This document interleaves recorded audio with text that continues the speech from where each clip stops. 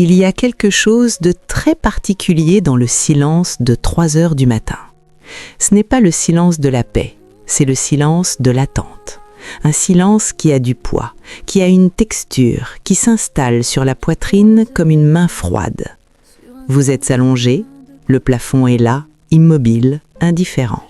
Vous l'avez regardé des centaines de fois depuis ce lit. Il ne vous donne jamais rien en retour. Votre corps est épuisé, vous le savez.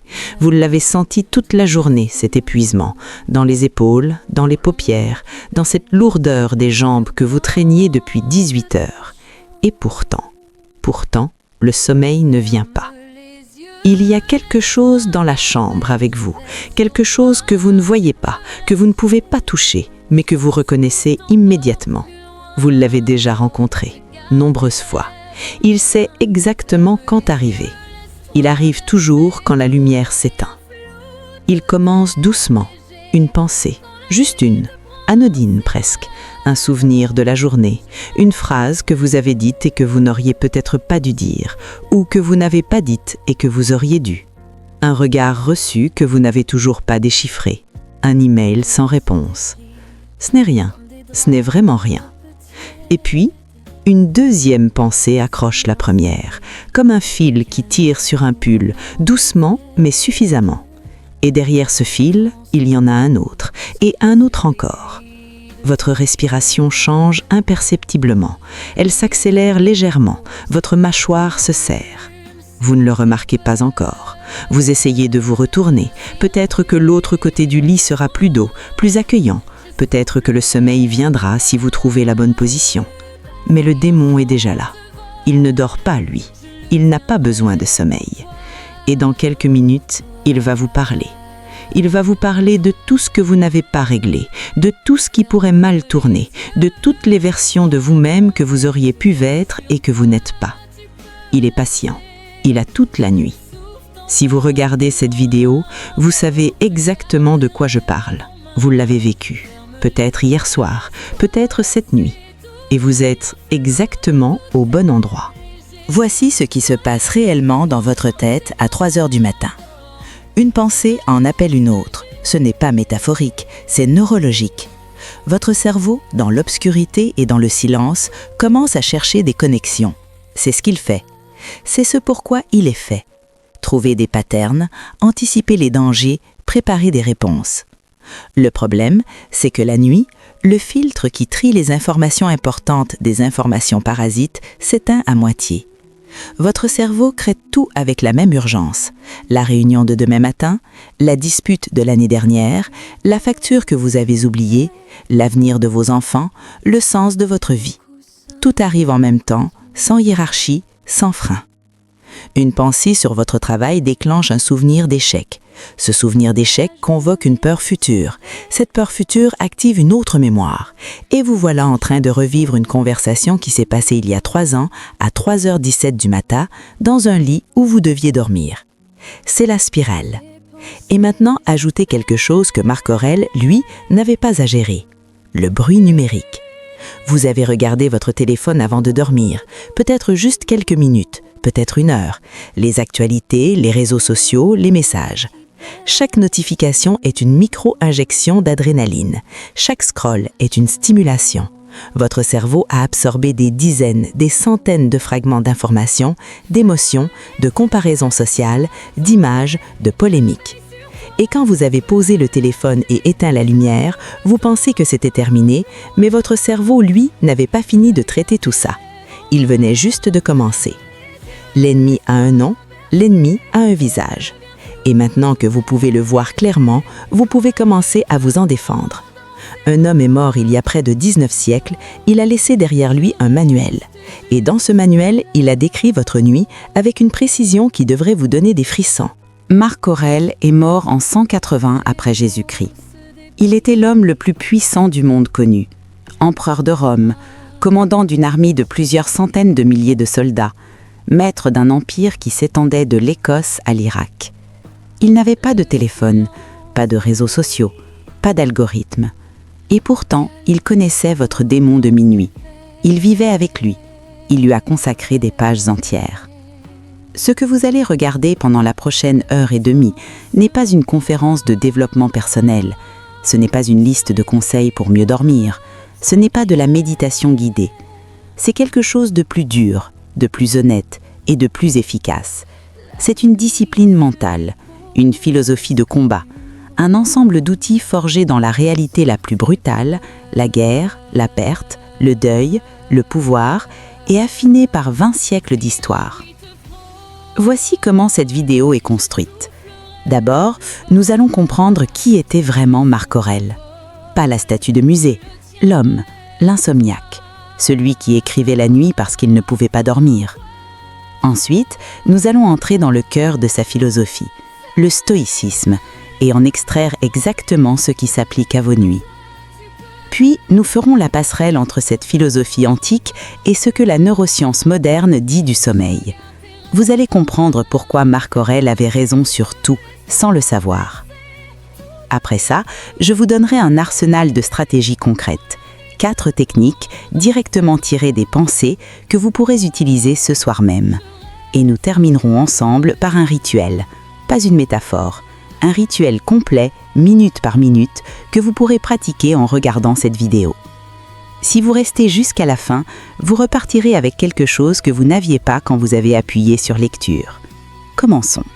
Marc Aurèle est né en 121 après Jésus-Christ à Rome. Il s'appelait Marcus Annius Verus. C'était un enfant studieux, frêle, sérieux. Il voulait être philosophe. Ce n'est pas lui qui a choisi de devenir empereur.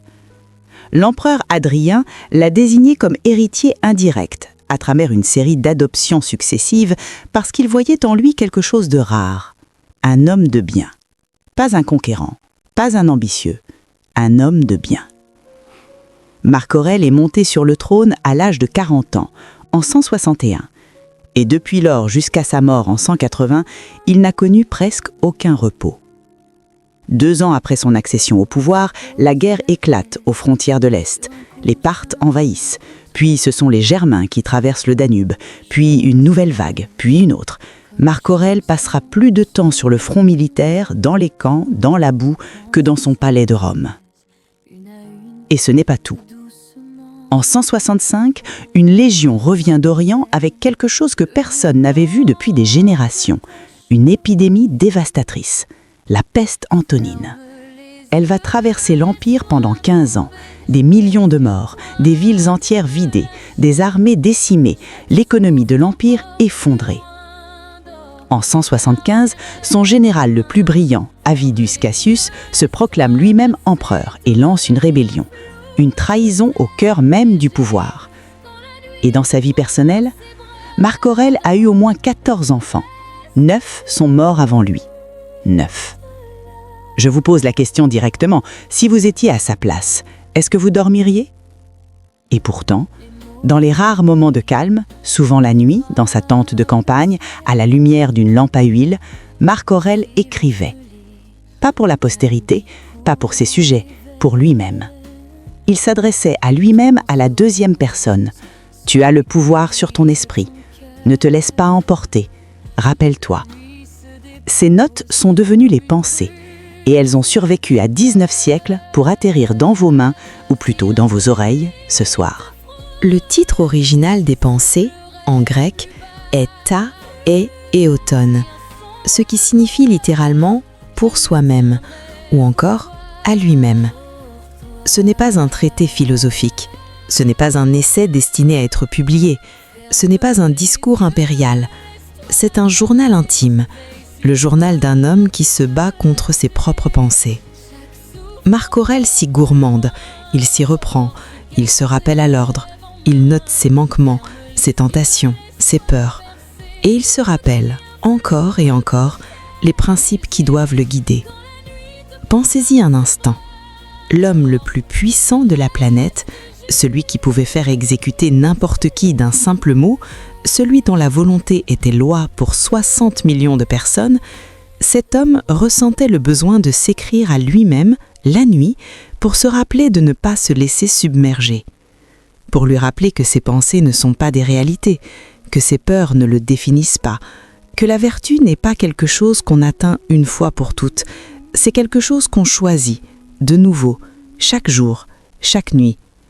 Le format est répétitif, fragmentaire, parfois contradictoire, exactement comme un vrai journal, exactement comme une vraie vie.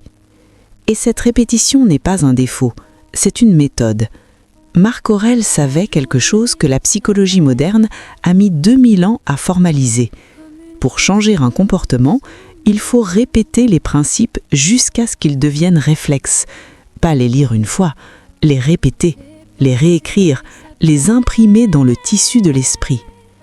C'est pour ça que les pensées ne sont pas un livre qu'on lit une fois, c'est un livre qu'on consulte, qu'on pratique, comme on pratique un instrument de musique. Au lever du matin, dis-toi d'avance, je rencontrerai un indiscret, un ingrat, un insolent, un fourbe, un envieux, un insociable. Marc Aurèle, Pensée 2.1. Ce passage est capital. Marc Aurèle ne dit pas « espère que ta journée sera belle », il dit « prépare ton esprit à ce qui va venir ». Ce n'est pas du pessimisme, c'est de la prévoyance. C'est la différence entre être pris par surprise et être prêt. Et c'est exactement ce que nous allons faire ensemble pour vos nuits.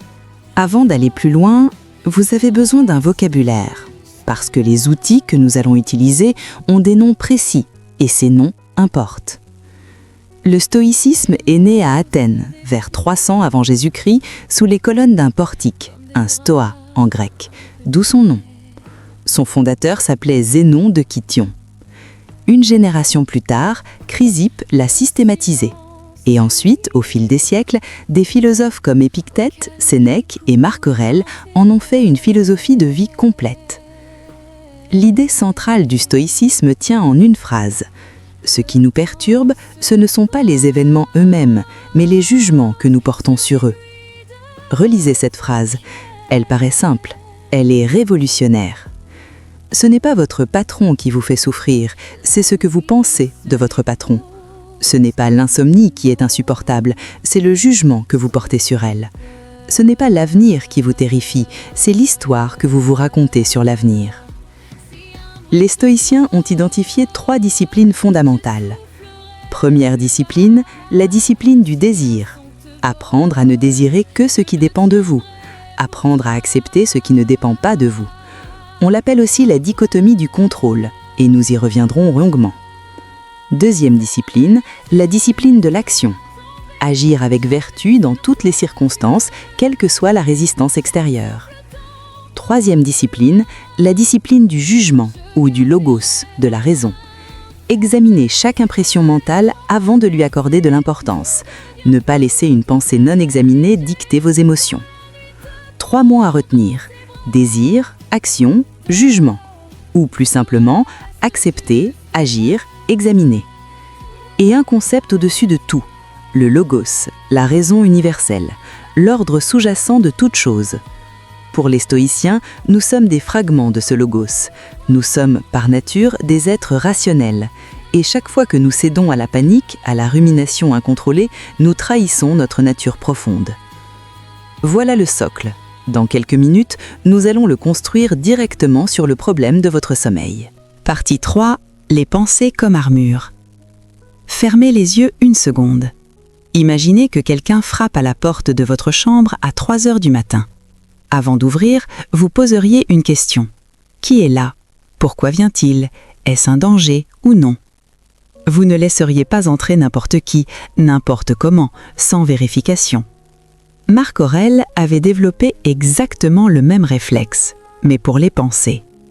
Les stoïciens avaient un mot pour désigner l'impression mentale brute, la pensée, l'image, la sensation qui surgit dans l'esprit sans qu'on l'ait invité. Ce mot, en grec, c'est fantasia. La fantasia, c'est la frappe à la porte. Ce n'est pas encore un danger, c'est simplement une information. Et ils avaient un autre mot pour ce que vous faites ensuite, synkatathesis, l'assentiment, le moment où vous ouvrez la porte, le moment où vous acceptez cette impression comme vraie, comme importante, comme urgente. Voici la révélation que Marc Aurèle a passé toute sa vie à pratiquer. Entre la fantasia et la synkatathesis, il y a un espace minuscule mais réel. Et dans cet espace vit votre liberté. La nuit, cet espace se referme presque entièrement. Une pensée surgit et avant que vous ayez eu le temps de l'examiner, vous y avez déjà donné votre assentiment. Vous avez déjà accepté qu'elle est vraie. Vous avez déjà senti l'anxiété qui monte dans votre poitrine. La discipline du jugement consiste à rouvrir cet espace, à s'arrêter entre la frappe et l'ouverture de la porte, à poser la question « Est-ce que cette pensée mérite mon assentiment ? Est-elle vraie ? Est-elle utile ? Est-elle réelle ? Ou est-elle une construction de mon esprit ?» Marc Aurèle écrit, dans le 4e livre des Pensées, « Les choses ne touchent pas l'âme, car elles sont dehors et ne peuvent trouver accès en elles. » Ce n'est pas de la poésie, c'est une instruction technique. Vos pensées nocturnes ne sont pas des réalités. Ce sont des impressions, des frappes à la porte, et vous avez le choix d'ouvrir ou non. Les choses ne touchent pas l'âme, car elles sont dehors et ne peuvent trouver accès en elles. Voici comment pratiquer ceci la nuit, concrètement. Quand une pensée anxieuse surgit, au lieu de la suivre immédiatement, posez-vous une seule question. Est-ce un fait ou est-ce une interprétation ? Je vais rater la réunion de demain. Fait ou interprétation ? Interprétation. Vous ne savez pas encore. La pensée est réelle. La catastrophe qu'elle prédit ne l'est pas. Ce seul questionnement peut briser la spirale à son point de départ. C'est probablement l'outil le plus puissant et le plus mal compris du stoïcisme. On en parle beaucoup, on l'utilise peu correctement, alors prenons le temps de le comprendre vraiment. Épictète, un esclave grec devenu philosophe, maître de Marc Aurèle par ses écrits, commence son manuel par cette phrase. Parmi les choses qui existent, certaines dépendent de nous, d'autres non. C'est tout. C'est l'intégralité du système. Ce qui dépend de nous, nos jugements, nos désirs, nos aversions, nos intentions, nos actions. Ce qui ne dépend pas de nous, notre corps, notre réputation, notre argent, notre santé, l'opinion des autres, les événements du monde. Maintenant, faisons l'inventaire de vos pensées nocturnes typiques. Est-ce qu'il m'apprécie au bureau ? Dépend de vous ? Partiellement. Ce que vous faites dépend de vous, ce qu'il pense, non. Est-ce que ma relation va tenir ? Dépend de vous ? Partiellement. Votre comportement, votre attention, votre amour, oui. La réponse de l'autre, non. Est-ce que je serai licencié ? Dépend de vous ? Partiellement. La qualité de votre travail, oui. La décision finale de votre entreprise, non. Regardez ce qui se passe quand vous faites ce tri systématiquement. La moitié, peut-être plus, de vos préoccupations nocturnes portent sur des choses sur lesquelles vous n'avez aucune prise directe. Vous ruminez sur un résultat, pas sur un processus. Vous souffrez d'un futur imaginaire, pas d'une réalité présente. Et pour les choses qui dépendent de vous, la décision que vous pouvez prendre, l'action que vous pouvez faire, la conversation que vous pouvez avoir demain, l'insomnie ne vous aide pas à les résoudre, elle les aggrave. Vous serez moins lucide, moins énergique, moins efficace si vous passez la nuit à ruminer plutôt qu'à dormir. La dichotomie du contrôle n'est pas du fatalisme, ce n'est pas de l'indifférence, c'est une économie d'énergie mentale. C'est décider de ne dépenser vos ressources que sur ce qui mérite qu'on y dépense des ressources. Pratique nocturne, quand une préoccupation vous réveille, posez la question en 2 temps. Premier temps, est-ce que ça dépend de moi ? Si oui, est-ce que je peux faire quelque chose maintenant, dans ce lit, à cette heure ? Non ? Alors la rumination n'est pas de l'action, c'est du gaspillage. Vous avez la permission de la poser. Voici quelque chose que Marc Aurèle savait et que nous avons tendance à oublier dans nos nuits les plus sombres. Tout a un ordre.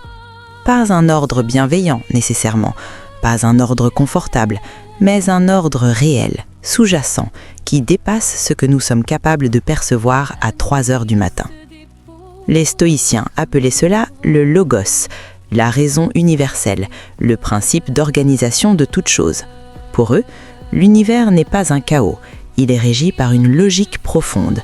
Et nous, en tant qu'êtres rationnels, sommes des fragments de ce logos. Nous portons en nous une étincelle de cet ordre cosmique. Qu'est-ce que ça signifie pour votre insomnie ? Quand vous êtes allongé dans l'obscurité et que votre esprit vous dit que tout s'effondre, que rien ne va, que l'avenir est menaçant et le présent insupportable, vous êtes en train de réduire la totalité de votre existence à ce moment précis, dans cette chambre précise, avec cette pensée précise. Mais vous n'êtes pas seulement ce moment, vous êtes une vie entière, une histoire. Vous avez déjà traversé des nuits difficiles et vous en êtes sorti. Vous avez déjà eu des problèmes qui vous semblaient insurmontables et ils ont trouvé une résolution, parfois par votre action, parfois par le simple passage du temps. Le logos, c'est cette capacité à se rappeler que l'on est plus grand que ses pensées du moment, que le chaos apparent a une structure, que cette nuit difficile s'inscrit dans un mouvement plus large. Marc Aurèle écrit souvent sur la permanence du changement. Tout passe, les bons empereurs, les mauvais empereurs, les empires eux-mêmes, tout passe. Ce qui nous paraît aujourd'hui comme une catastrophe sera dans 10 ans une anecdote, dans 100 ans un souvenir, dans 1000 ans une poussière. Cette perspective n'est pas du nihilisme, c'est une ancre, une façon de ne pas se laisser emporter par la tempête d'une nuit. Et votre insomnie, dans cette perspective, ce n'est pas une punition, ce n'est pas un défaut de votre caractère, c'est un signal, une information. Votre corps et votre esprit vous disent quelque chose, pas pour vous torturer, pour vous informer. Changer le cadre dans lequel vous vivez votre insomnie, de menace à information, est l'une des choses les plus puissantes que vous puissiez faire. Et c'est entièrement en votre pouvoir. Le memento mori et l'urgence de vivre. Je dois vous dire quelque chose de difficile. Quelque chose que Marc Aurèle se répétait sans cesse et qui, au premier abord, peut sembler brutal. Vous allez mourir. Pas demain, espérons, mais un jour, et ce jour est certain. Memento mori. Souviens-toi que tu mourras. C'est la formule latine. Marc Aurèle y revient dans les pensées avec une insistance qui peut sembler morbide à un lecteur contemporain. Mais ce n'est pas de la morbidité, c'est une pratique de lucidité. Parce que voilà ce que le memento mori fait à votre insomnie. Vous avez une durée de vie limitée, un nombre fini de nuits. Chaque nuit que vous passez à ruminer est une nuit que vous ne récupérerez jamais. Ce n'est pas une menace, c'est un fait. Et ce fait, quand on le regarde en face, change quelque chose. La rumination n'est pas une activité neutre, ce n'est pas du temps perdu, c'est du temps de vie consommé par quelque chose qui ne vous nourrit pas, ne vous fait pas avancer, ne vous rend pas plus heureux, plus sage, ni plus fort. Marc Aurèle écrit « La vie est courte », pas comme une complainte, comme un appel à l'action, comme un argument pour ne pas gaspiller. Mais voici la dimension paradoxale, et c'est là que la philosophie stoïcienne devient vraiment intéressante. Cette prise de conscience de la finitude, au lieu de générer de l'anxiété, peut en produire l'exact contraire. Parce que si votre temps est précieux, alors cette nuit est précieuse. Et si cette nuit est précieuse, alors la rumination qui la dévore est non seulement inutile, elle est une trahison de ce que vous avez de plus précieux. Vous avez une vie. Vous avez ce corps, ce cerveau, ces relations, ces projets, et vous les méritez dans leur meilleure version, pas dans leur version épuisée, anxieuse, nourrie par des nuits blanches. Ce souvenir de sa propre finitude peut, paradoxalement, être ce qui vous donne le plus envie de dormir. Partie 4. Anatomie de la spirale mentale. Pourquoi le cerveau rumine la nuit ? Maintenant que vous avez le cadre philosophique, je veux vous donner le cadre scientifique. Parce que Marc Aurèle, sans le savoir, décrivait avec une précision remarquable ce que la neuroscience a mis 2000 ans à formaliser. Votre cerveau a 2 modes de fonctionnement majeurs. Le premier mode, c'est le réseau de tâches positives. Le mode actif, concentré, orienté vers l'action. C'est le mode que vous utilisez quand vous travaillez, que vous prenez des décisions, que vous résolvez des problèmes. Il est piloté en grande partie par le cortex préfrontal, la partie frontale de votre cerveau, responsable de la pensée rationnelle, de la planification, du contrôle des impulsions. Le deuxième mode, c'est le réseau du mode par défaut, en anglais Default Mode Network ou DMN. C'est le mode qui s'active quand vous n'êtes pas concentré sur une tâche, quand vous rêvassez, quand vous vous laissez aller. Ce réseau est particulièrement actif la nuit. Et c'est là que les choses deviennent intéressantes.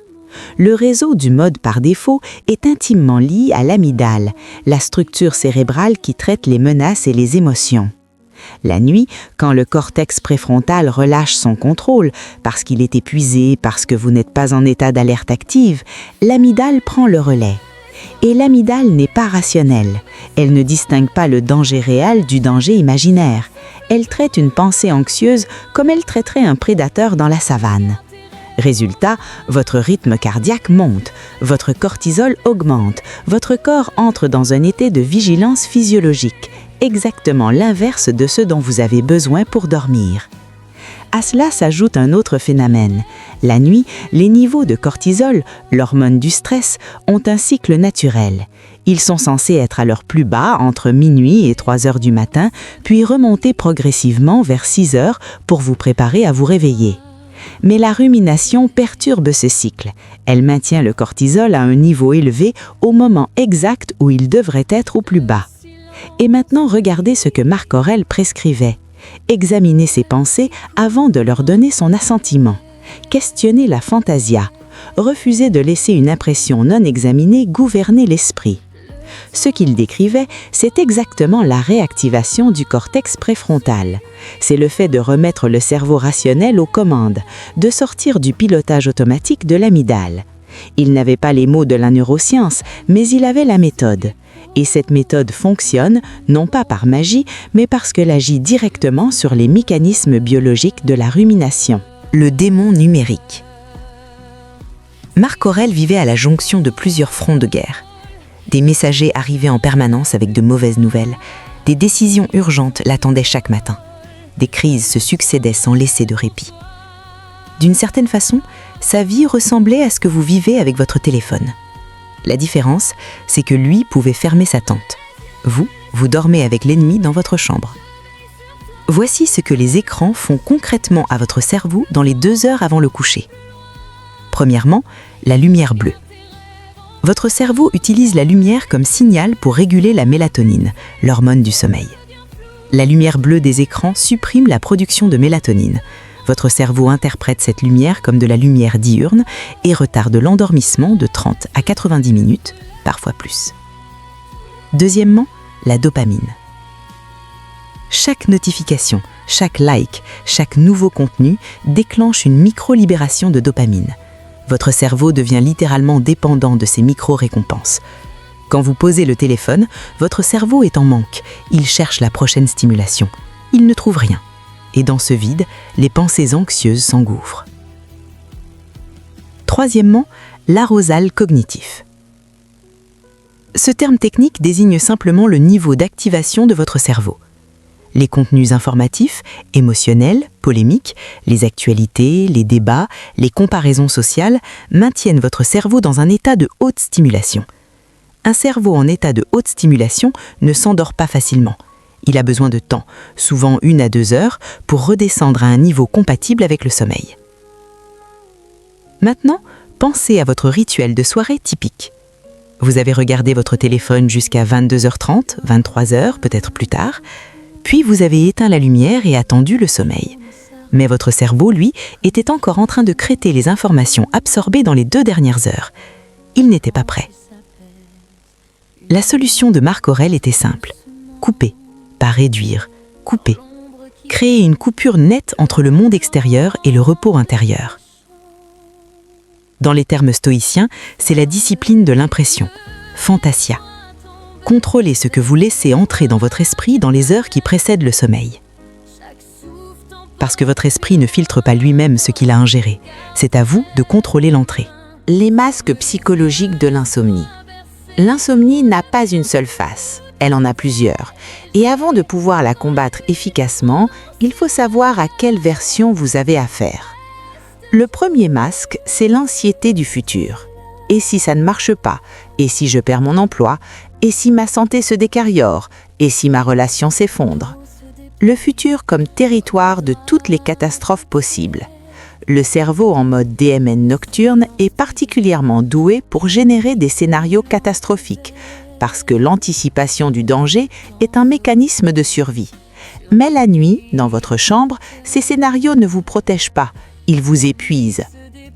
Le deuxième masque, c'est la rumination du passé, les regrets, les conversations que vous auriez dû avoir différemment, les décisions que vous remettez en question rétrospectivement, les erreurs qui reviennent tourner dans votre tête comme une boucle qu'on ne peut pas arrêter.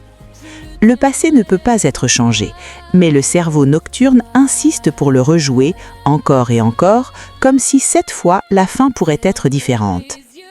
Le troisième masque, c'est la comparaison sociale. Lui a réussi plus tôt, elle est plus avancée que moi, je n'ai pas accompli ce que j'aurais dû. Les réseaux sociaux ont donné à ce masque une ampleur sans précédent. Vous êtes en train de comparer votre intérieur, imparfait, doutant, vulnérable, avec l'extérieur soigneusement curé des autres. Et vous perdez toujours dans cette comparaison, parce que c'est une comparaison truquée.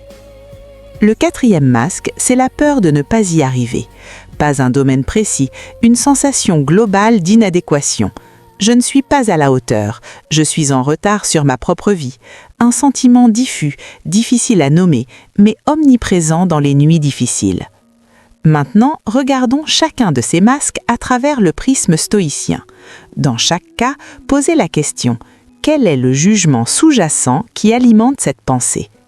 L'anxiété du futur, vous portez le jugement que les événements futurs sont une menace réelle et imminente. Mais ce futur n'existe pas encore. C'est une fantasia, une impression, pas une réalité. La rumination du passé, vous portez le jugement que vous auriez dû faire autrement, mais aurait dû présuppose que vous aviez à ce moment-là l'information et la capacité que vous avez maintenant. Ce n'était pas le cas.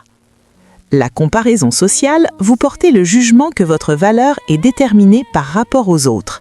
Mais la valeur stoïcienne est intrinsèque. Elle vient de votre vertu, de vos choix, de votre cohérence, pas d'un classement. La peur de ne pas y arriver, vous portez le jugement qu'il y a un standard objectif d'arrivée que vous n'atteignez pas. Mais qui a défini ce standard et est-il vraiment le vôtre ? Identifiez le masque, identifiez le jugement, c'est le début du travail. Partie 5, l'arsenal stoïcien. L'examen du soir. Nous entrons maintenant dans la partie pratique. Chacune des stratégies que je vais vous présenter est directement tirée des pensées de Marc Aurèle ou des pratiques stoïciennes documentées. Elles ne sont pas théoriques, elles ont été pratiquées, testées, affinées par des générations de philosophes et de praticiens. La première stratégie s'appelle l'examen du soir. Elle n'est pas purement stoïcienne à l'origine, elle vient des pythagoriciens, mais les stoïciens l'ont adoptée et enrichie. L'idée est simple, avant de dormir, vous examinez votre journée, pas pour vous juger, pour clore. Marc Aurèle pratiquait quelque chose de très similaire dans ses pensées. Il revenait sur ses actions, ses manquements, ses réussites, non pas avec culpabilité ou autosatisfaction, mais avec la froideur d'un comptable qui vérifie ses comptes. Voici les 3 questions de l'examen du soir. Première question, qu'ai-je fait aujourd'hui qui mérite d'être reconnu ? Pas pour l'ego, pour le registre. Ancrer ce qui va bien avant de se coucher. Deuxième question, qu'aurais-je pu faire mieux ? Pas qu'est-ce que j'ai raté, mais qu'est-ce que je peux retenir pour demain ? C'est la différence entre la culpabilité stérile et l'apprentissage actif. Troisième question, qu'est-ce qui était hors de mon contrôle et que je peux poser ici, maintenant, définitivement pour ce soir ? Cette dernière question est cruciale. Elle crée un acte symbolique, mais psychologiquement réel, de dépose. Vous prenez consciemment les choses que vous ne pouvez pas contrôler et vous les posez. Pas pour toujours, juste pour cette nuit. Demain, vous les reprendrez si nécessaire, mais ce soir, elles n'ont plus rien à faire dans votre lit. Pratiquement, prenez un carnet. Pas votre téléphone, un carnet physique. Écrivez ces 3 questions en haut de la page. Prenez 5 à 10 minutes, pas plus. L'objectif n'est pas d'écrire un roman, c'est de fermer les dossiers ouverts de la journée. Quand nous laissons des dossiers ouverts dans notre tête, notre cerveau continue de travailler dessus pendant la nuit, comme un ordinateur avec trop d'applications en arrière-plan. L'examen du soir, c'est la fermeture des applications. C'est dire à votre cerveau « J'ai vu tout ça, j'en ai pris note, il peut se reposer maintenant ». La détox de l'impression. La deuxième stratégie s'appelle la détox de l'impression. Son nom vient directement de la notion stoïcienne de fantasia, l'impression mentale. L'idée centrale est celle-ci. Ce que vous absorbez dans les 2 heures qui précèdent le sommeil détermine en grande partie la qualité de votre nuit. Pas seulement physiologiquement, psychologiquement. Voici le protocole. 90 minutes avant le coucher, éteignez les écrans. pas en mode silencieux, pas posé sur la table de nuit, physiquement éloigné de votre espace de sommeil. Si vous avez besoin d'une alarme, achetez un réveil, un vrai. L'investissement en vaut largement la peine. 60 minutes avant le coucher, remplacez les contenus passifs par des contenus actifs, mais calmes. Lire, un vrai livre, de préférence pas sur écran, écrire, avoir une vraie conversation, se promener, faire quelque chose qui engage votre esprit doucement, sans stimulation excessive. 30 minutes avant le coucher, préparez votre environnement de sommeil. Température de la chambre idéalement entre 16 et 19 degrés, obscurité complète, silence ou bruit blanc si nécessaire. Ce n'est pas du luxe, c'est de l'hygiène cognitive. Et allez plus loin que les écrans. Évitez également les conversations épuisantes le soir, les disputes, les discussions émotionnellement chargées, les bilans de couple qui tournent en rond. Ce ne sont pas de mauvaises conversations en soi, mais elles laissent des empreintes cognitives qui durent des heures. Évitez les contenus émotionnellement intenses, les actualités traumatiques, les séries violentes, les podcasts sur des sujets qui vous font bouillir. Votre amygdale ne fait pas la différence entre la fiction et la réalité. Elle réagit aux émotions, quelle que soit leur source. La détox de l'impression, c'est appliquer la discipline stoïcienne de la fantasia à votre soirée entière. C'est choisir délibérément ce que vous laissez entrer dans votre esprit dans les heures qui précèdent le repos. C'est prendre le contrôle de votre environnement mental avant même que la nuit commence. La citadelle intérieure. Voici la stratégie la plus puissante de cet arsenal, et peut-être la plus proche de l'expérience de Marc Aurèle lui-même. Marc Aurèle écrit, dans le 8e livre des Pensées, que l'esprit peut toujours se retirer en lui-même. Il parle d'un espace intérieur inviolable, que les stoïciens appelaient l'hégémonikon, la partie directrice de l'âme. Un espace où l'extérieur n'a pas accès, où le chaos du monde s'arrête à la porte. Pierre Hadot, le grand commentateur de Marc Aurèle, a donné un nom à cet espace, la citadelle intérieure. C'est une métaphore, mais les métaphores, utilisées avec précision, sont des outils cognitifs réels. Votre cerveau ne fait pas toujours bien la différence entre une expérience réelle et une expérience imaginée avec suffisamment de détails et de conviction. C'est ce que les neurosciences de la visualisation ont confirmé depuis des décennies. Je vais vous guider dans la construction de votre citadelle intérieure. Fermez les yeux si vous regardez ceci dans des conditions qui le permettent. Imaginez un lieu, pas nécessairement un château médiéval, votre lieu, l'endroit où vous vous êtes senti le plus en paix dans votre vie. Une maison d'enfance, un sommet de montagne, une plage vide, une forêt silencieuse. Ce lieu vous appartient, il n'appartient qu'à vous. Sentez l'air de ce lieu, la température, l'odeur, la lumière. Quelle heure du jour, quelle qualité de lumière? Entendez les sons, pas nécessairement le silence total, mais les sons de ce lieu précis. Maintenant, dans cet espace, posez votre corps. Asseyez-vous ou allongez-vous dans ce lieu. Sentez le sol ou le siège sous vous. Sentez votre respiration s'aligner sur le rythme de cet espace. Ici, rien ne peut vous atteindre.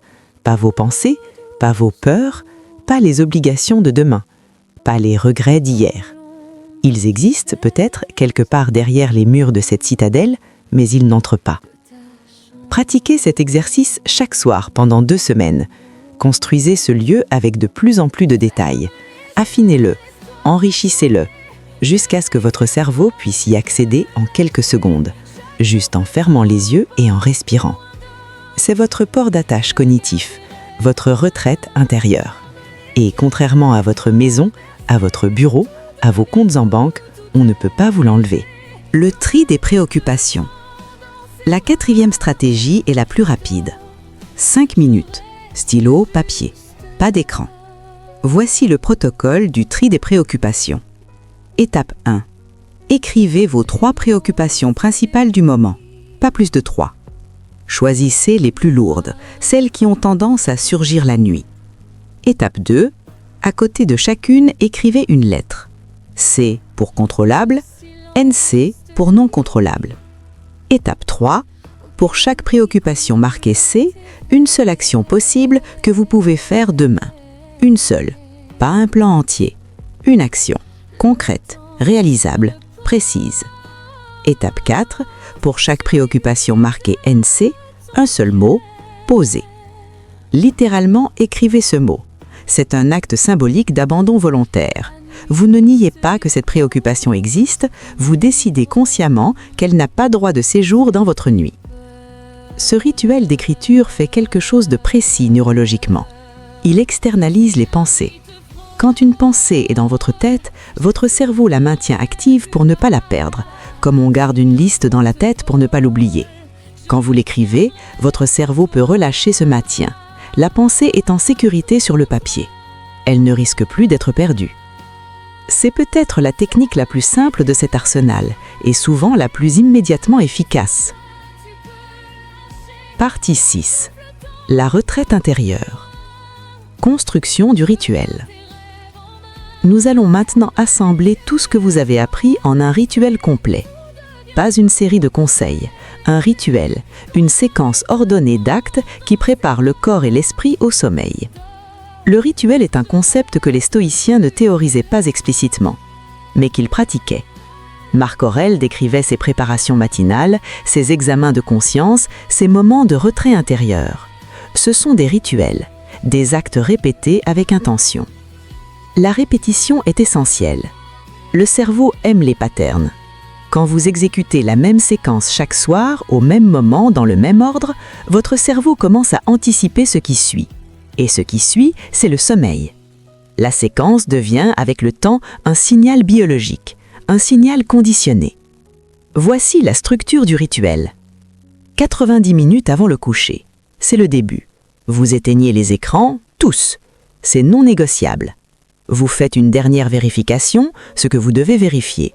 Et ensuite, l'écran disparaît. Ce n'est pas une punition. C'est un acte de souveraineté.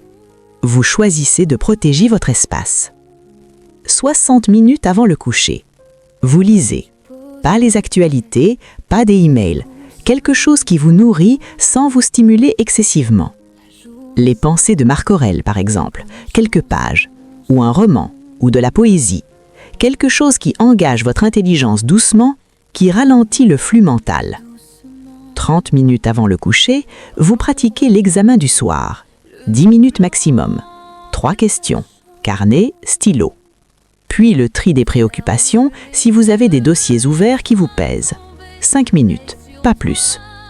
15 minutes avant le coucher, la citadelle intérieure. Vous construisez mentalement votre espace de paix.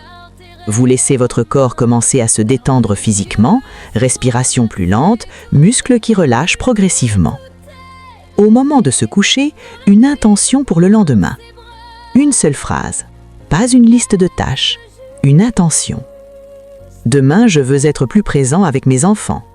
Demain, je veux prendre une décision que je reporte.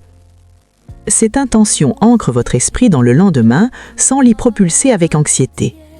Elle lui donne une direction sans créer d'urgence. Et puis vous posez. Vous fermez le livre, vous éteignez la lumière, vous avez fait votre travail de soir. Vous méritez le repos. Ce rituel peut sembler long la première fois. Il deviendra naturel après 10 jours, et après 30 jours, votre corps commencera à ralentir dès le début de la séquence, dès que vous éteignez les écrans. Parce que votre cerveau aura appris que cette séquence mène au repos. Simulation guidée. Je vais vous guider maintenant à travers une soirée stoïcienne simulée. Si vous regardez cette vidéo le soir, dans votre lit ou sur votre canapé, vous pouvez pratiquer en temps réel. Si vous la regardez à un autre moment, écoutez comme une préparation. Et ce soir, vous vous souviendrez de ces étapes. Commençons. Il est l'heure de fermer les écrans. Ce n'est pas une privation, c'est un cadeau que vous vous faites. Posez votre téléphone, mettez-le hors de portée, ou mieux, dans une autre pièce. Regardez cet écran-ci, la vidéo, jusqu'à la fin, et après ça, plus d'écran. Prenez votre carnet ou une feuille de papier et un stylo. Respirez. 3 respirations lentes et profondes. Inspirez par le nez 4 secondes, retenez 2 secondes, expirez par la bouche 6 secondes. Faites-le avec moi maintenant. Inspirez, retenez, expirez. Encore une fois, inspirez, retenez, expirez.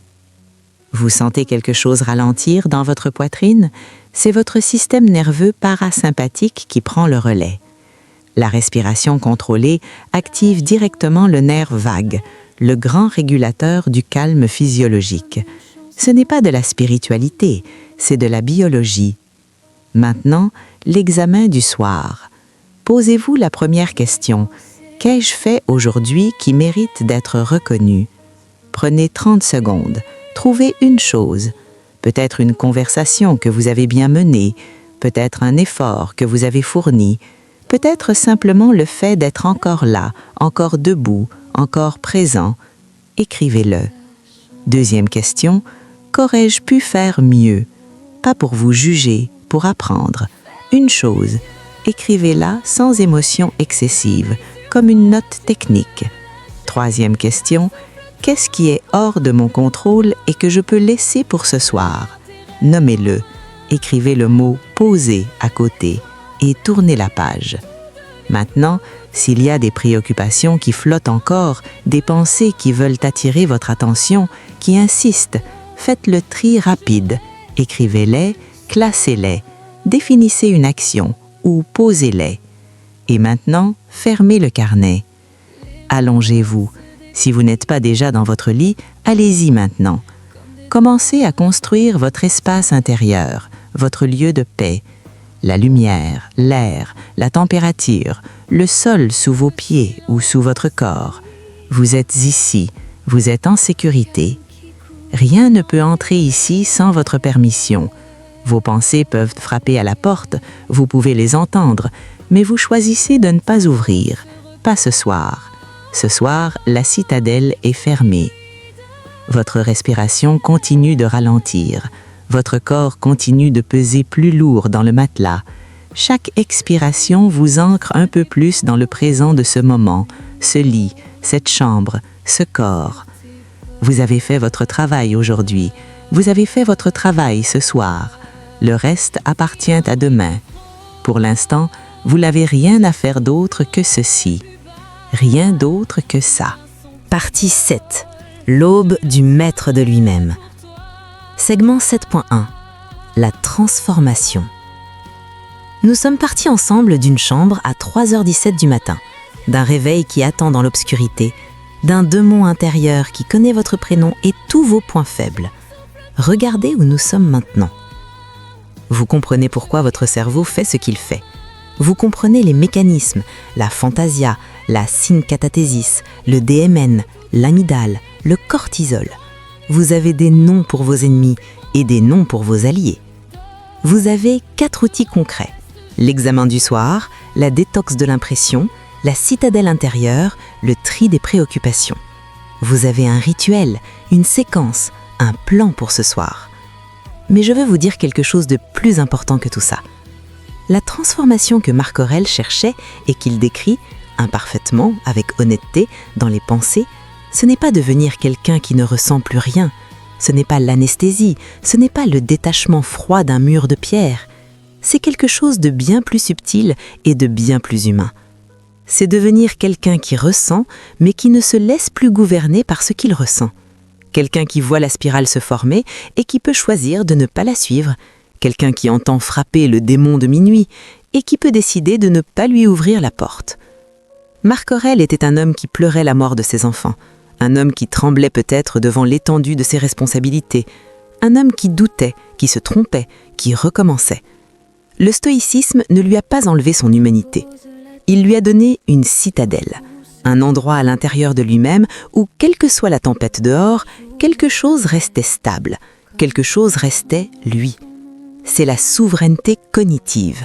Pas la souveraineté sur les événements, personne ne l'a, personne ne l'aura jamais, mais la souveraineté sur sa propre façon de les vivre, sur ses propres jugements, sur son propre espace intérieur. Ce n'est pas une destination, c'est une pratique quotidienne ou plutôt nocturne. Chaque soir recommencer, chaque matin évaluer, et avec le temps, quelque chose change.